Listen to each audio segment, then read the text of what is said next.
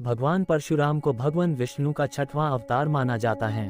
भगवान परशुराम के बारे में यह प्रसिद्ध है कि उन्होंने तत्कालीन अत्याचारी और निरंकुश क्षत्रियों का 21 बार संहार किया। लेकिन क्या आप जानते हैं भगवान परशुराम ने आखिर ऐसा क्यों किया? इसी का जवाब देती है एक रोचक पुराण कथा। महिष्मती नगर के राजा सहस्त्रार्जुन क्षत्रिय समाज के हय वंश के राजा कार्तवीर्य और रानी कौशिक के पुत्र थे। सहस्त्रार्जुन का वास्तविक नाम अर्जुन था। उन्होंने दत्तात्रेय को प्रसन्न करने के लिए घोर तपस्या की। दत्तात्रेय उसकी तपस्या से प्रसन्न हुए और उसे वरदान मांगने को कहा तो उसने दत्तात्रेय से 10,000 हाथों का आशीर्वाद प्राप्त किया। इसके बाद उसका नाम अर्जुन से सहस्त्रार्जुन पड़ा। इसे सहस्त्राबाहु और राजा कार्तवीर्य का पुत्र होने के कारण कार्तवीर्य भी कहा जाता है महिष्मती सम्राट सहस्त्रार्जुन अपने घमंड में चूर होकर धर्म की सभी सीमाओं को लंघ चुका था। उसके अत्याचार व अनाचार से जनता त्रस्त हो चुकी थी। वेद पुराण और धार्मिक ग्रंथों को मिथ्या बताकर ब्राह्मण का अपमान करना, ऋषियों के आश्रम को नष्ट करना, उनका अकारण वध करना, निरीह प्रजा पर निरंतर अत्याचार करना, यहाँ तक कि उसने अपने मनोरंजन के लिए मद में चूर होकर अबला स्त्रियों के सतीत्व को भी नष्ट करना शुरू कर दिया था। एक बार सहस्त्रार्जुन अपनी पूरी सेना के साथ झाड़ जंगलों से पार करता हुआ जमदग्नि ऋषि के आश्रम में विश्राम करने के लिए पहुंचा। महर्षि जमदग्नि ने सहस्त्रार्जुन को आश्रम का मेहमान समझकर स्वागत सत्कार में कोई कसर नहीं छोड़ी। कहते हैं ऋषि जमदग्नि के पास देवराज इंद्र से प्राप्त दिव्य गुणों वाली कामधेनु नामक अद्भुत गाय थी। महर्षि ने उस गाय के मदद से कुछ ही पलों में देखते ही देखते पूरी सेना के भोजन का प्रबंध कर दिया। कामधेनु के ऐसे विलक्षण गुणों को देखकर सहस्त्रार्जुन को ऋषि के आगे अपना राजसी सुख कम लगने लगा। उसके मन में ऐसी अद्भुत गाय को पाने की लालसा जागी। उसने ऋषि जमदग्नि से कामधेनु को मांगा, किंतु ऋषि जमदग्नि ने कामधेनु को आश्रम के प्रबंधन और जीवन के भरण पोषण का एकमात्र जरिया बताकर कामधेनु को देने से इनकार कर दिया। इस पर सहस्त्रार्जुन ने क्रोधित होकर ऋषि जमदग्नि के आश्रम को उजाड़ दिया और कामधेनु को ले जाने लगा। तभी कामधेनु सहस्त्रार्जुन के हाथों से छूटकर स्वर्ग की ओर चली गई। जब परशुराम अपने आश्रम पहुंचे तब उनकी माता रेणुका ने उन्हें सारी बातें विस्तार पूर्वक बताई। परशुराम माता पिता के अपमान और आश्रम को तहस नहस देखकर आवेशित हो गए। पराक्रमी परशुराम ने उसी वक्त दुराचारी सहस्त्रार्जुन और उसकी सेना का नाश करने का संकल्प लिया। परशुराम अपने परशु अस्त्र को साथ लेकर सहस्त्रार्जुन के नगर महिष्मतिपुरी पहुंचे, जहां सहस्त्रार्जुन और परशुराम का युद्ध हुआ। किंतु परशुराम के प्रचंड बल के आगे सहस्त्रार्जुन बौना साबित हुआ। भगवान परशुराम ने दुष्ट सहस्त्रार्जुन की हजारों भुजाएं और धड़ परशे से काट कर उसका वध कर दिया। सहस्त्रार्जुन के वध के बाद पिता के आदेश से इस वध का प्रायश्चित करने के लिए परशुराम तीर्थ यात्रा पर चले गए। तब मौका पाकर सहस्त्रार्जुन के पुत्रों ने अपने सहयोगी क्षत्रियों की मदद से तपस्यारत महर्षि जमदग्नि का उनके ही आश्रम में सिर काटकर उनका वध कर दिया। सहस्त्रार्जुन पुत्रों ने आश्रम के सभी ऋषियों का वध करते हुए आश्रम को जला डाला। माता रेणुका ने सहायतावश पुत्र परशुराम को विलाप स्वर में पुकारा। जब परशुराम माता की पुकार सुनकर आश्रम पहुंचे तो माता को विलाप करते देखा और माता के समीप ही पिता का कटा सिर और उनके शरीर पर 21 घाव देखे। यह देखकर परशुराम बहुत क्रोधित हुए और उन्होंने शपथ ली कि वह यह वंश का ही सर्वनाश नहीं कर देंगे बल्कि उसके सहयोगी समस्त क्षत्रिय वंशों का 21 बार संहार कर भूमि को क्षत्रिय विहीन कर देंगे। पुराणों में उल्लेख है कि भगवान परशुराम ने अपने इस संकल्प को पूरा भी किया। पुराणों में उल्लेख है कि भगवान परशुराम ने 21 बार पृथ्वी को क्षत्रिय विहीन करके उनके रक्त से समंत पंच क्षेत्र के 5 सरोवर को भरकर अपने संकल्प को पूरा किया। कहा जाता है कि महर्षि ऋचिक ने स्वयं प्रकट होकर भगवान परशुराम को ऐसा घोर कृत्य करने से रोक दिया था, तब जाकर किसी तरह क्षत्रियों का विनाश भूलोक पर रुका। तत्पश्चात भगवान परशुराम ने अपने पितरों के श्राद्ध क्रिया की एवं उनके आज्ञानुसार अश्वमेध और विश्वजीत यज्ञ किया।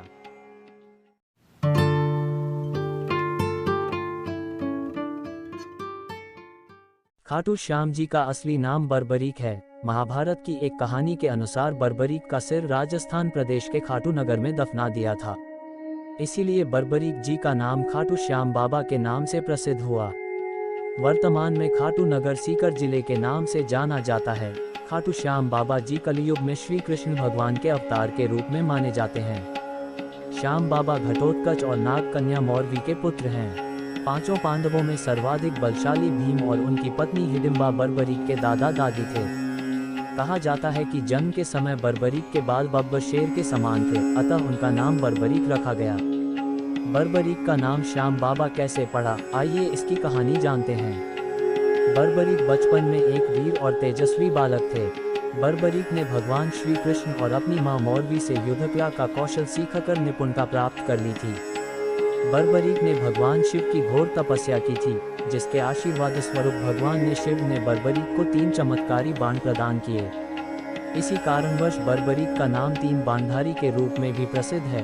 भगवान अग्निदेव ने बर्बरीक को एक दिव्य धनुष दिया था, जिससे वो तीनों लोकों पर विजय प्राप्त करने में समर्थ थे। जब कौरवों पांडवों का युद्ध होने की सूचना बर्बरीक को मिली तो उन्होंने भी युद्ध में भाग लेने का निर्णय लिया। बर्बरीक ने अपनी मां का आशीर्वाद लिया और उन्हें हारे हुए पक्ष का साथ देने का वचन देकर निकल पड़े। इसी वचन के कारण हारे का सहारा बाबा श्याम हमारा यह बात प्रसिद्ध हुई। जब बर्बरीक जा रहे थे तो उन्हें मार्ग में एक ब्राह्मण मिला। यह ब्राह्मण कोई और नहीं, भगवान श्री कृष्ण थे, जो कि बर्बरीक की परीक्षा लेना चाहते थे।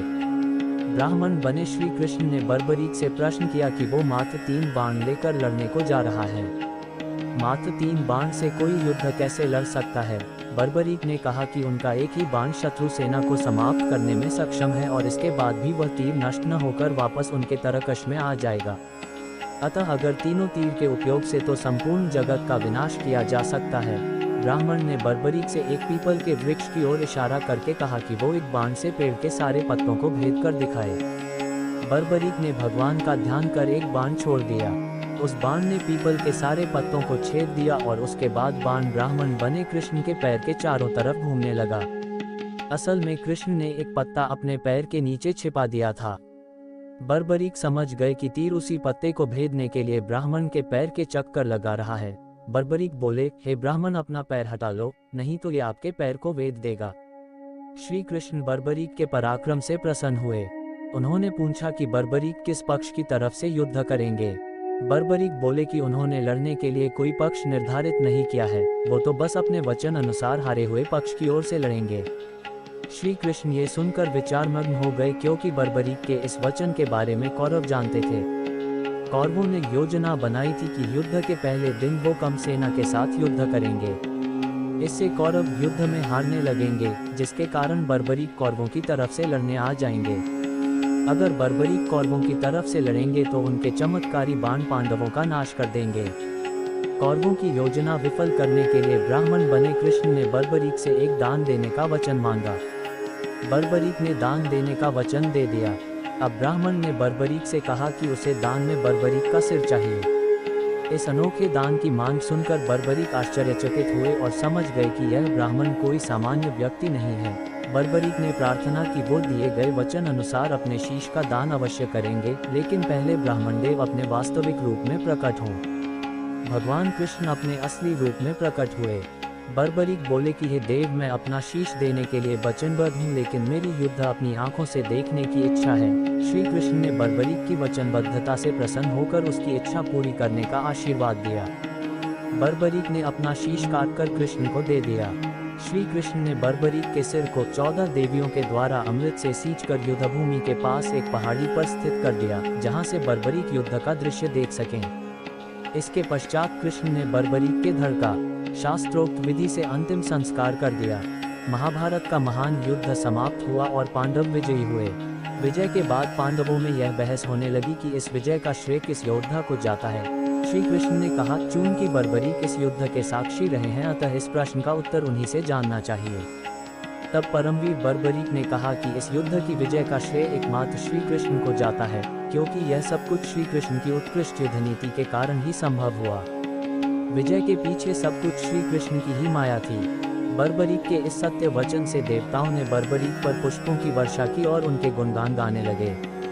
श्री कृष्ण वीर बर्बरीक की महानता से अति प्रसन्न हुए और उन्होंने कहा, हे वीर बर्बरीक, आप महान हैं। मेरे आशीर्वाद स्वरूप आज से आप मेरे नाम श्याम से प्रसिद्ध होंगे। कलियुग में आप कृष्ण अवतार रूप में पूजे जाएंगे और अपने भक्तों के मनोरथ पूर्ण करेंगे। भगवान श्री कृष्ण का वचन सिद्ध हुआ और आज हम देखते भी हैं कि भगवान श्री खाटू श्याम बाबा जी अपने भक्तों पर निरंतर अपनी कृपा बनाए रखते हैं। बाबा श्याम अपने वचन अनुसार हारे का सहारा बनते हैं। इसीलिए जो सारी दुनिया से हारा सताया गया होता है, वो भी अगर सच्चे मन से बाबा श्याम के नामों का सच्चे मन से नाम ले और स्मरण करे तो उसका कल्याण अवश्य ही होता है। श्री खाटू श्याम बाबा जी की महिमा अपरंपार है। सश्रद्धा विनती है कि बाबा श्याम इसी प्रकार अपने भक्तों पर अपनी कृपा बनाए रखें।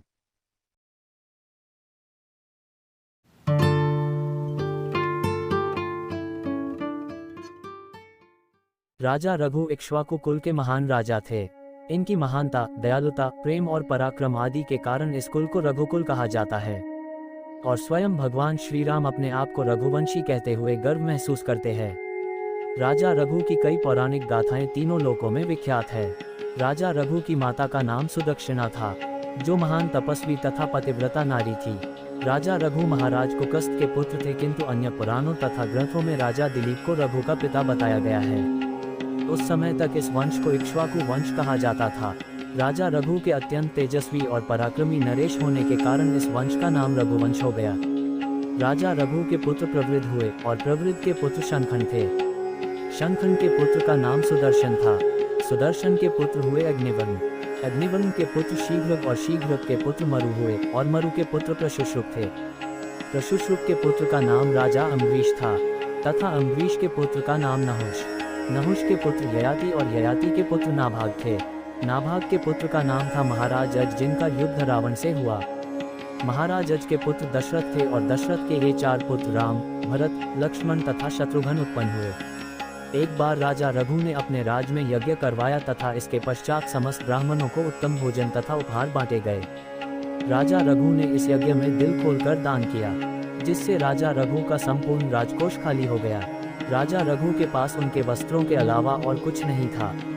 तभी राजा रघु के पास ऋषि वर्तंतु के शिष्य कौत्स आए। कौत्स ने जब राजा रघु की यह दशा देखी तो वह मन में संकोच करने लगे कि राजा रघु उनकी इच्छा कैसे पूरी करेंगे, वे तो यज्ञ में अपना सर्वस्व दान कर चुके हैं। राजा रघु ने कौत्स का आदर सत्कार किया और उन्हें आसन पर बिठाया और पूछा, हे ऋषि वर्तंतु शिष्य कौत्स, बताइए मैं आपकी किस प्रकार से सेवा कर सकता हूँ। आप जो भी आज्ञा करेंगे मैं उसे अवश्य पूर्ण करूँगा। तब कौत्स ने कहा, नहीं राजन, मेरी कोई भी इच्छा नहीं है। मैं आपसे कुछ भी नहीं चाहता हूँ, मैं तो बस आपके दर्शन के लिए ही आया था। तब राजा रघु ने उत्तर दिया, हे कौत्स, चारों दिशाएं साक्षी है। राजा रघु के द्वार से कोई भी ब्राह्मण खाली हाथ कभी भी नहीं गया। आप निसंकोच अपने आने का प्रयोजन बताइए, हम उसे अवश्य पूर्ण करेंगे। ऋषि वर्तंतु शिष्य कौत्स ने कहा, हे राजन, मेरी शिक्षा पूर्ण हो चुकी थी, इसलिए मैंने अपने गुरुवर वर्तंतु से गुरु दक्षिणा मांगने के लिए कहा, किंतु गुरुवर वर्तंतु ने गुरु दक्षिणा लेने से मना कर दिया और कहा, तुम्हारी सेवा ही मेरे लिए गुरु दक्षिणा है। मेरे बार बार आग्रह करने पर गुरुवर वर्तंतु को क्रोध आ गया और उन्होंने कहा कि मैंने तुम्हें 14 विद्या सिखाई है, इसलिए मुझे 14 करोड़ स्वर्ण मुद्राएं ला कर दो। इसलिए हे राजन, मैं आपके पास 14 करोड़ स्वर्ण मुद्राओं के उद्देश्य से आया था, किंतु आपने तो यज्ञ में अपना सर्वस्व दान कर दिया है। तब राजा ने कहा, हे ऋषि वर्तंतु शिष्य कौत्स, आप तनिक भी चिंता ना करें, आपकी इच्छा अवश्य पूर्ण हो जाएगी। आप मुझे केवल 3 दिवस का समय दीजिए और तब तक के लिए आप मेरे राजमहल में रहकर मेरा आतिथ्य स्वीकार कीजिए। ऋषि वर्तंतु शिष्य कौत्स राजा रघु के महल में आराम करने लगे। राजा रघु ने अपने मंत्री को बुलाया और कहा कि यज्ञ में सभी राजाओं ने हमें कर दिया था, किंतु कुबेर भी कैलाश पर्वत पर रहते हैं और यह हमारे राज्य के अधीन है, इसलिए कुबेर को भी कर देना चाहिए। यदि कुबेर कर नहीं देते हैं तो कुबेर पर आक्रमण करने की तैयारी की जाए। राजा रघु ने अपना दिव्य रथ तैयार किया और कहा, जब तक मैं ऋषि वर्तंतु शिष्य कौत्स की इच्छा पूरी नहीं कर देता तब तक मैं इस रथ पर से पैर जमीन पर नहीं रखूंगा। राजा रघु रात होने के कारण उस रथ पर ही सो गए, किंतु सुबह राजा रघु को यह समाचार मिला कि उनका राज्यकोष स्वर्ण मुद्राओं से भरा हुआ है, अर्थात रात में कुबेर ने स्वर्ण की वर्षा की थी। राजा रघु ने ऋषि वर्तंतु शिष्य कौत्स से कहा, आप यह सभी स्वर्ण मुद्राएं ले जाइए। किंतु ऋषि वर्तंतु शिष्य कौत्स बोले, हे राजन, मैं तो एक ब्राह्मण पुत्र हूँ, मुझे अधिक धन की आवश्यकता नहीं है। मुझे केवल 14 करोड़ स्वर्ण मुद्राएं ही चाहिए, इससे एक भी अधिक मुद्रा मुझे नहीं लेना है। तब राजा रघु ने ऋषि वर्तंतु शिष्य कौत्स को 14 करोड़ स्वर्ण मुद्राएं दे दी तथा बाकी सभी धन ऋषि मुनियों और ब्राह्मणों में बांट दिया। इस प्रकार से राजा रघु ने अपनी दानी प्रवृत्ति को बनाए रखा।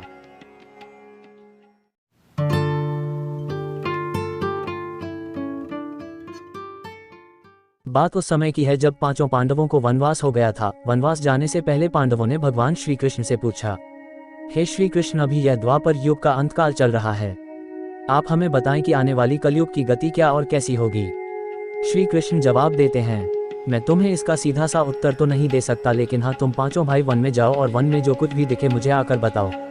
मैं तुम्हें उसका कलयुग में प्रभाव बताऊंगा। इसके बाद पांचों भाई वन में चले गए।